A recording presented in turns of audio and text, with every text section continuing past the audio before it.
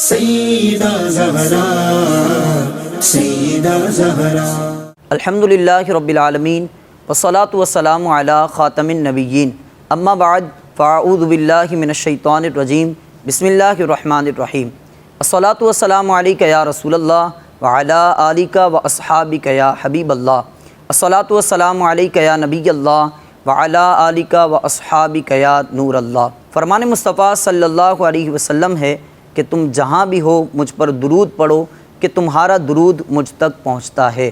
صلو علی الحبیب صلی اللہ علی محمد صلی اللہ علیہ وسلم۔ مدنی چینل کے ناظرین، آج ہم خاتون جنت حضرت سیدہ فاطمہ الزہرا رضی اللہ عنہا کا مختصر تعارف سنتے ہیں۔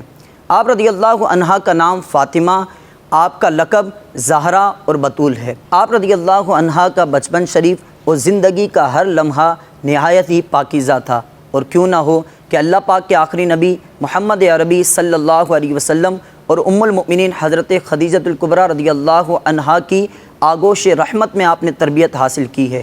دن رات اپنے والدین کی پاکیزہ زبان سے پاکیزہ اقوال سنا کرتی تھیں۔ آپ نہایت ہی عبادت گزار، متقی اور پاک باز خاتون تھی، اسی لیے آپ رضی اللہ عنہا کو عابدہ، زاہدہ اور طاہرہ کہا جاتا تھا۔ آپ رضی اللہ عنہا اخلاق و اطوار، گفتار و کردار میں پیارے آقا صلی اللہ علیہ وسلم سے بہت مشابہت رکھا کرتی تھی۔ ام المؤمنین حضرت عائشہ صدیقہ رضی اللہ عنہا فرماتی ہیں کہ میں نے اللہ پاک کے آخری نبی صلی اللہ علیہ وسلم کی پیاری صاحبزادی حضرت فاطمہ الزہرا رضی اللہ عنہا سے بڑھ کر کسی کو عادات و اطوار، سیرت و کردار اور نشست و برخاست میں پیارے آقا صلی اللہ علیہ وسلم سے اس قدر مشابہت رکھنے والا نہیں دیکھا۔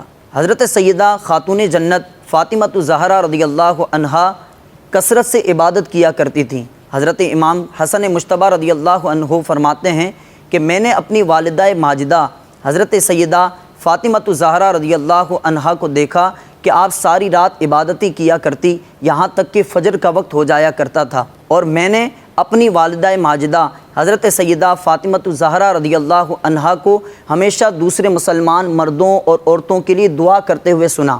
آپ اپنی ذات کے لیے کوئی دعائیں نہیں کرتی تھیں۔ ایک مرتبہ میں نے اپنی والدہ ماجدہ حضرت سیدہ فاطمہ الزہرا رضی اللہ عنہا سے عرض کی کہ اے امی جان، کیا وجہ ہے کہ آپ دوسروں کے لیے دعائیں کرتی ہیں اور اپنے لیے نہیں کرتی؟ تو آپ رضی اللہ عنہا نے فرمایا کہ بیٹا، پہلے پڑوس ہے اور پھر گھر ہے۔ جس طرح آپ نماز سے اس قدر محبت کیا کرتی تھیں، اسی طرح تلاوت قرآن سے بھی بڑی محبت تھی۔ حضرت سیدنا سلمان فارسی رضی اللہ عنہ فرماتے ہیں کہ ایک مرتبہ میں پیارے آقا مدینے والے مصطفیٰ صلی اللہ علیہ وسلم کے حکم پر حضرت سیدہ فاطمہ الزہرا رضی اللہ عنہا کی خدمت میں حاضر ہوا، تو میں نے دیکھا کہ حسنین کریمین سو رہے ہیں اور حضرت سیدہ فاطمہ الزہرا رضی اللہ عنہا پنکھا جل رہی ہیں، اور ساتھ ساتھ زبان سے تلاوت قرآن بھی جاری ہے۔ یہ دیکھ کر حضرت سلمان فارسی رضی اللہ عنہ فرماتے ہیں کہ میرے دل پر رقت طاری ہو گئی۔ تو میرے محترم اور پیارے اسلامی بھائیوں، جس طرح وہ نماز سے محبت کیا کرتی تھیں، تلاوت قرآن سے محبت کیا کرتی تھیں، اسی طرح دوسرے مسلمانوں کے ساتھ بلائی اور خیر خواہی کیا کرتی تھیں۔ حضرت سیدہ فاطمہ الزہرا رضی اللہ عنہا کی شان و عظمت کا ایک پہلو یہ بھی ہے کہ آپ ہمیشہ سادگی اختیار فرمایا کرتی تھیں، غریبوں کے ساتھ غمخواری اور ملنساری سے پیش آیا کرتی تھیں۔ آپ رضی اللہ عنہا کم کھانا کھاتی اور جو ملتا اسے دوسروں پر قربان کر دیا کرتی، اور خود فقر و فاقہ کی زندگی بسر کیا کرتی تھی۔ یہاں تک کہ جس مکان میں آپ رہتی تھی وہاں زیب و زینت کا نام و نشان نہیں تھا۔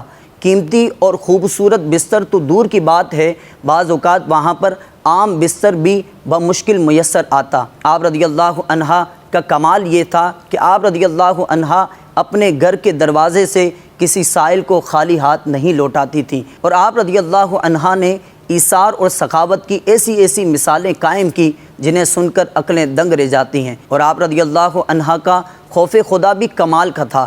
اسلام کے چوتھے خلیفہ حضرت علی المرتضیٰ شیر خدا کرم اللہ تعالی وجہ الکریم فرماتے ہیں کہ جب آپ رضی اللہ عنہا کا موت کا وقت قریب آیا تو آپ نے یوں وصیت فرمائی کہ جب میں اس دنیا سے رخصت ہو جاؤں تو مجھے رات کے وقت دفنانا تاکہ کسی غیر مرد کی نظر میرے جنازے پر نہ پڑے۔ اللہ پاک کے آخری نبی محمد عربی صلی اللہ علیہ وسلم کے وصال ظاہری کے تقریباً 5 یا 6 ماہ بعد 3 رمضان المبارک 11 ہجری میں آپ رضی اللہ عنہا کا وصال ہوا۔